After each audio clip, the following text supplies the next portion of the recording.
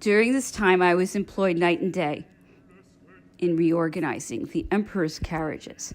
I had sent ahead orders for the forging of shoes with 3 calkins for all the horses. By means of a heavy payment, I was even able to employ the workmen of the arsenal on this work during the night. By day, they were working for the artillery. I stocked the carriages with all the provisions I could obtain for ready money. I had a great number of carts and carriages burnt, a measure I had been gradually carrying out for the last 10 days, as the horses died off. In this way, I spared the reserves. The emperor found it very hard to consent to this, and seeing his reluctance, I no longer told him anything. I took everything upon myself, and I preserved only 1 carriage over and above the transports for food and wounded. Only the carriage which carried Monsieur Beauveau, Mailly, and Bosset. This last name had the gout. I had set the example. Everyone abandoned his lame or exhausted horses. In the end, after a stay of 48 hours, the carriages were lined up for the march in fairly good order. During his stay in Smolensk, the emperor rode out each day, visiting the town and its surroundings as though he would have liked to preserve them also. He was already gravely concerned and became more so after the viceroy's setback. The state in which he saw the army in its march through the town convinced him, I think, that our plight was worse than he had been willing to admit himself. However, he still took heart by thinking that the consequences would not be so gloomy as at that time they were expected to be.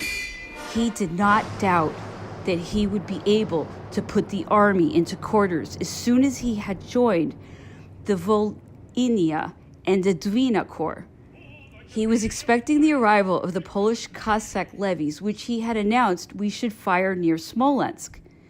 Was he misled in this respect, or did he promise this reinforcement to create an illusory hope in the minds of the rest?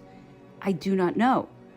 The fact remains, however, that in Poland, they were not busying themselves over much about these levies. Our communications had been intercepted for several days. We had no news from France, from Vilna, or even from the Dwina Corps. These circumstances were among the emperor's chief cares. He showed, however, a firmness of character and an impassibility which sometimes irritated those who approached him, but were calculated to encourage those who were most downcast. All those who had money, and everyone had a certain amount, found supplies at Smolensk. Provisions had arrived there from France for the emperor's household, together with rice and many other foodstuffs for the army. The emperor's wine merchant, who had imported into Smolensk as a speculation a great quantity of wines, brandies, and spirits, sold his entire stock for its weight in gold. We had already suffered so much that even the rank and file spent all they had to procure a bottle of brandy. Chapter 11. Ice. The emperor left Smolensk on November 14th, after ensuring a sufficient supply of flour for the Duke of Elkingen, who, acting as rear guard, was due to arrive that same night. We halted at Kuritnia, 15 miles on, where we arrived quite early. The road was very hilly and so difficult that we were outstripped the carriages, which had left the day before. It was simply a sheet of ice, and the steep slopes frequently found in that part of the country were already littered with abandoned horses that had been unable to struggle to their feet. The leaders were so irresponsible, the riders and drivers of the wagons so tired, and their time so filled with marching and searching for food, that the artillery, like the cavalry, had not a single horse shod for ice. An hour after we arrived at Kuritnia, we learned that 1 league from where we were, the Cossacks had just attacked a small artillery park and the convoy of soldiers who were bringing back the trophies from Moscow. Moreover, the emperor's carriages, which we had passed, had just joined this park. The Cossacks had taken advantage of the moment when the column, having halted in order to double up the teams for the ascent of one of those mountains of ice, there was a space between the front and rear of the column, so that the small detachments guarding it could not defend the whole of it. The Cossacks captured about 10 horses and some of the emperor's transports. These were simply robbed of their contents because the drivers, in panic, had upset them into a ravine. The wagon containing the maps was among them. The artillery lost half its teams. The most of the soldiers attached to headquarters, myself amongst them, lost their personal effects. The loss of the maps was just the thing to throw the emperor into a rage. Yet he showed no displeasure, not even with his own servants. This incident made everyone more cautious and served at least to bring back to the road for some 48 hours many of those who had straggled off after food. Our situation was such that one is forced, however, to question whether it was really worthwhile to rally in wretches whom we could not feed. During the night, the emperor sent for me and spoke to me, as on an earlier occasion, about the necessity of his return to France. He again brought up all the questions he had already put to me concerning the army, the journey across Prussia, and the rest, and asked me if I had given thought to the plan. He was beginning to realize the disorganization of the army, but heartened himself by thinking that contact with the corps, which we should find on the Beresina, would quickly restore order. For those troops, which were well organized, would act as a rear guard and hold our position while he rallied the troops from Moscow. He talked to me again about those Polish Cossacks, who should, he said, join us within a few days.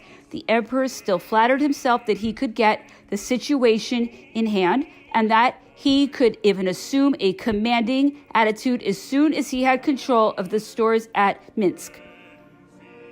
With every step I take, I shall find reinforcement, he told me, while Kutuzov, who will likewise be worn out with marching, will be getting further away from his reserves. He will be left in a countryside which we have exhausted. Ahead of us, there are supplies in store. The Russians will starve to death back here. Although he tried to convey a different impression to others, the emperor was painfully disturbed. The lack of news from France caused him the greatest annoyance, and this he did not disguise from me. We were reduced to sending off little notes to Vilna every day or two by the hand of the Poles, or by other people whom we did our best to bribe into reliability. Often we asked no more of them, that they take a trifling note to some posting station whence communications with Germany were still open. One day we paid for a Jew 2,500 francs to send a brief message through to the Arch-Chancellor. Monsieur Daru, who sent it off, took advantage of the opportunity to write a few lines at the same time to his wife. Only that note arrived. How? The Countess herself did not know. She had a letter from her husband, while the Empress had not a word from the Emperor. The police and the post office were thrown into a state of agitation. Monsieur Daru's letter, which, as one would expect, was very reassuring, first delighted his family and then created a sensation in Paris. Madame Daru showed it around, and her husband's handwriting was too well known for any question to be raised about its authenticity. Guesses ran wild. Of the many dispatches sent off by the hand of officers in disguise or natives of the country, only one or two reached their destination. As public affairs were mentioned only in cipher, the emperor attached no importance to these letters except for the purpose of giving news to people in Paris and Vilna about the army and their relatives there, and they did not receive the news. Since the viceroy had rejoined us, we had marched in single column and by the same road. One can imagine the confusion wherever the way grew narrow. The zigzag road was a sheet of ice on which even men on foot could hardly stand up straight. Every moment, carts and wagons were capsized on the ice and blocked the road. Everyone was in a hurry, and no one troubled to maintain proper order. Sure of faulty obedience, and certain that any method they might establish would be but momentarily observed, the General Staff issued no instructions. As always, every freedom was allowed to the discretion of the commanding officers, except that orders issued by them could be countermanded at need. The officers saw the evils of the situation, but did nothing to correct them, since, so they assumed, demoralization